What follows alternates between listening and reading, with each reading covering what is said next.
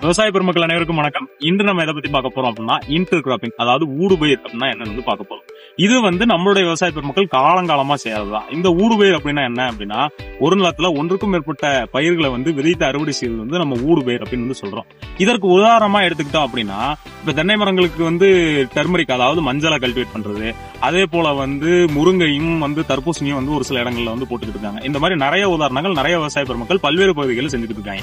அதுதான் ஊடுபயிர் அப்படின்னு சொல்றோம்.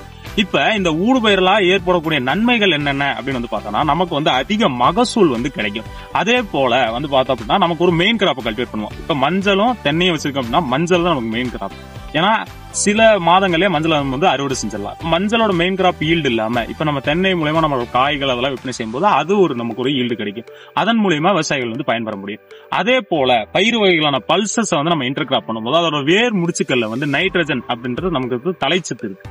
அந்த சத்து மெயின் கிராப்புக்கும் கிடைக்கும். அதன் மூலியமா நமக்கு ஒரு பயன் உண்டு. அதே போல இப்ப நம்ம ஃபெர்டிலைசர், பெஸ்டிசைட்லாம் இப்போ நம்ம ஒரு கிராப்புக்கு அடிக்கிறோம் அப்படின்னா அதே சேர்த்து இன்னொரு கிராப்புக்கு எடுத்துக்கும்.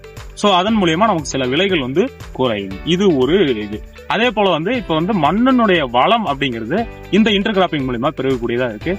விவசாயிகள் அனைவரும் இந்த மாதிரி ஊடுபயிர்கள் இன்டர் கிராப்பிங் செஞ்சு பயன்பெறுமாறு கேட்டுக்கொள்கிறோம். நன்றி.